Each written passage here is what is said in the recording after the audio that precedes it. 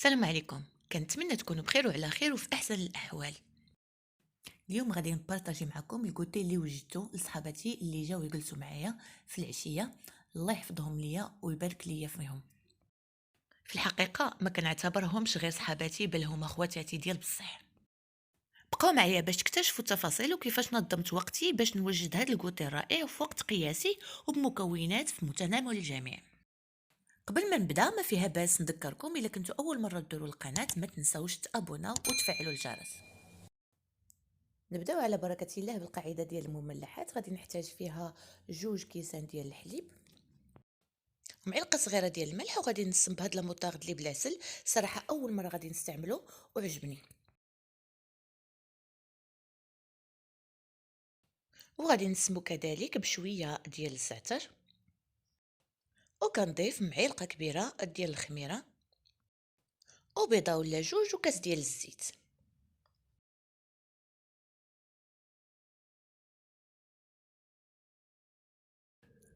وغادي نطرب هاد المكونات حتى يتجانسوا مع بعضهم وتذوب الخميره. عاد غادي نضيف الفرص او الدقيق الابيض، تقريبا شي 200 ولا 250 غرام ديال الدقيق حسب النوعيه ديالو. المهم تولي عندي عجينه بحال ديال البغرير، او الناس المشارقه اللي ما كيعرفوش القوام ديال البغرير يعني القوام ديال البانكيك. غادي نغلف العجينه ديالي ونخليها تخمر. هذاك الشيء علاش اصلا بديت بها هي الاولى، حيت غادي تحتاج الوقت.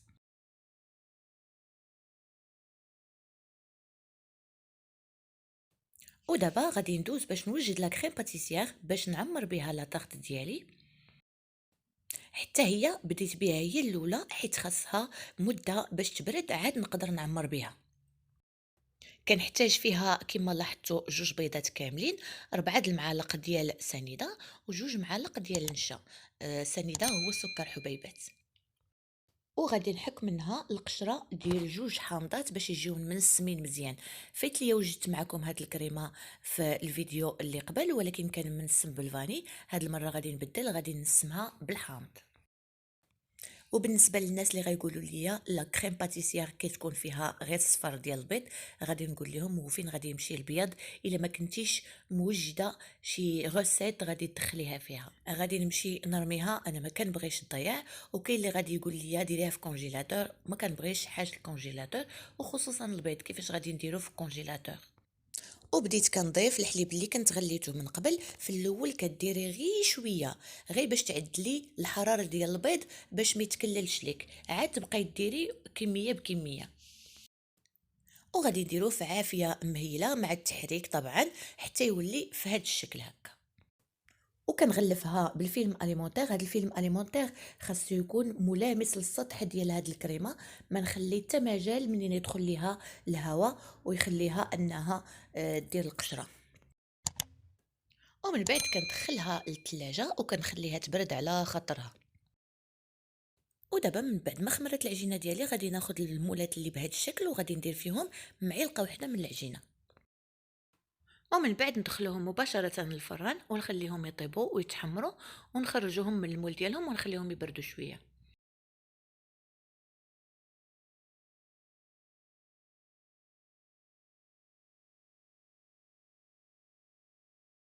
في انتظار انهم يطيبوا غادي نوجدوا القاعده ديال لاطارت اللي صوبناها، اللي وجدتها في المول العجيب. غادي نستعمل فيها 4 ديال البيضات، كاس ديال الحليب. غادي نطرب بعد شويه باش يتفكك البيض مع الحليب. وغادي نزيد ليها 3 د المعالق ولا 4 ديال السنيده حسب الذوق ديالك في الحلاوه اللي بغيتي.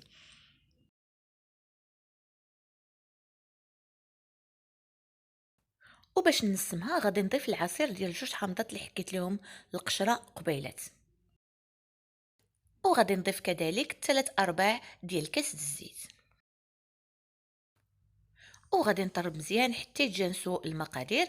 وغادي نضيف تقريبا 200 حتى ل 250 غرام ديال الدقيق و 2 خمارات اللي غادي نغربلهم. بالنسبه لكميه الدقيق كتوقف على الجوده ديالو، واش كيشرب ولا ما كيشربش. على العموم اللي غادي نكمل غادي تشوفوا القوام اللي بغيت نوصل ليه. فوالا هذا هو القوام اللي بغيت نوصل ليه. العجينه ما خفيفه بزاف ما ثقيله. وغادي نخوي العجين ديالي او الخليط ديالي في المول العجيب اللي دهنته من قبل بالزبده ورشيته بالدقيق. كاينين دابا اشكال وانواع واحد نسيك الاخر في السوق، اختاري اللي بغيتيه وخديه. نرجعوا للكريمه ديالنا من بعد ما بردات مزيان ولات على هذا الشكل.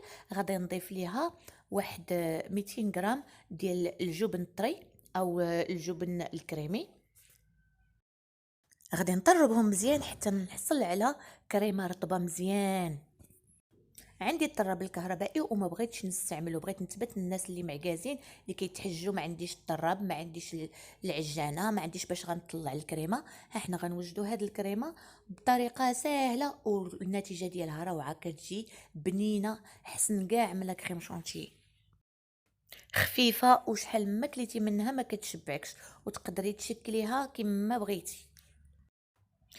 غادي ناخد من بعد ما طاب الكيك ديالنا، غادي نعمر هاد الكريمه في الفجوه اللي كيخليها المول في الوسط.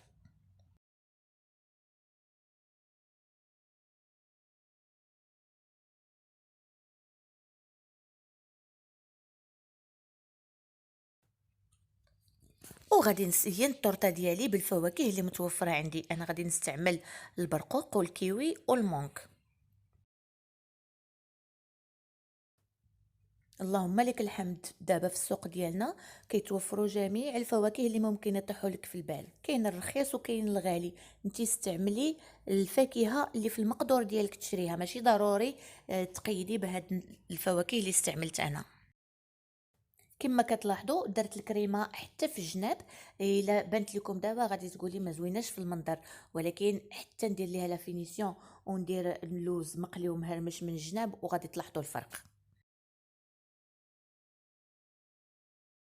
بالنسبه للتزيين لا طوندونس اللي كاينه دابا هو انك توزعي الفواكه بطريقه عشوائيه. كما شفتوا انا درت الكيوي على شكل هكا طويل وعلى شكل مربعات، ودرتهم على شكل عشوائي.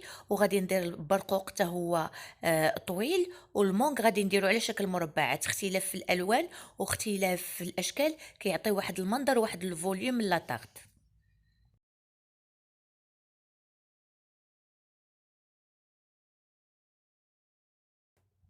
من بعد ما نكمل التزيين ديالها غادي ندخلها للثلاجه باش تبرد، وغادي تزيد تجمع مازال هذيك الكريمه اللي دايره فيها من الوسط. اما بالنسبه للوز ما غاديش نديرو دابا حتى لاخر لحظه باش يبقى ليا مقرمش وما يطراش بالرطوبه ديال الثلاجه.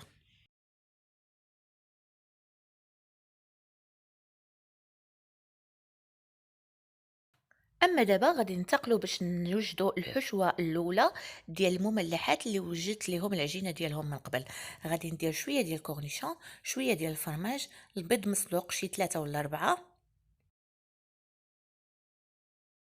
انا كنفضل نقطعهم هكا غير بيدي باش يكونوا منصويات باش تلقاي ما تمضغي، ولا الا ما بغيتيش تقدري تحكيهم في الحكاكه الغليظه. غادي نضيفوا ليها مطيشه كبيره مقطع رقيق وبصله صغيره حتى هي مقطعه رقيقه، وكذلك نصف علبه ديال المايس. وغادي نجمعوها بصلصه الساموراي وشويه ديال مايونيز. الا ما كتبغيش الحروريه استغني على صلصه الساموراي وديري غير مايونيز. وفي الاخير غادي نضيف ليها واحد شويه ديال المعدنوس مقطع رقيق باش يضيف ليها واحد الانتعاش وواحد المذاق زوين. ملي طابت القاعده ديال المملحات درتها باش تبرد، حيدتها بعدا ودرتها باش تبرد، عاد غادي نعمرها بالحشوه ديالي الاولانيه. ودابا ندوزو باش نحضروا الحشوه الثانيه اللي درت فيها البصله مشلضه رقيقه، ضفت ليها شويه ديال الملحه وغادي نقليها مزيان مع شويه ديال زيت الزيتون، وغادي نضيف ليها صدر ديال الدجاج اللي مقطع رقيق، وغادي نسمها بالمطيشه اللي جففتها معكم من قبل في واحد الفيديو. هذه عين باش جففتها معكم وهي بنفس المذاق وبنفس اللون. حيت الزيت اللي حطيته فيها حافظت عليها لمده طويله، رغم ان المحمديه فيها الرطوبه ما غملات، ما وقع ليها حتى شي حاجه. اللي ضفتو باش نسمو هو معلقه ديال الزعتر، ومعلقه ديال توابل الشاورما، ومعلقه ديال السودانيه. ملي وجدوا غادي نعمر بهم هاد لي فون دو طارت اللي بقاو ليا، ولكن في الاول خاصني ندير بعدا شويه ديال الفرماج. عاد غادي ندوز باش ندير عليهم الحشوه اللي وجدناها انا وياكم.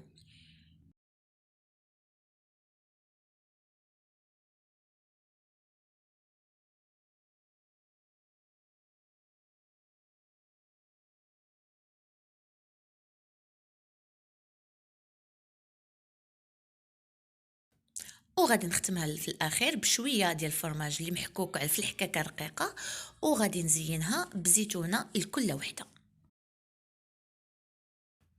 وغادي نعاود ندخلهم الفران فقط باش يذوب الجبن، ونخرجهم ونقدمهم لهم وهما دافين. غادي ندخلهم في اخر لحظه قبل ما يجيو صحاباتي باش يلقاوهم باقيين دافيين.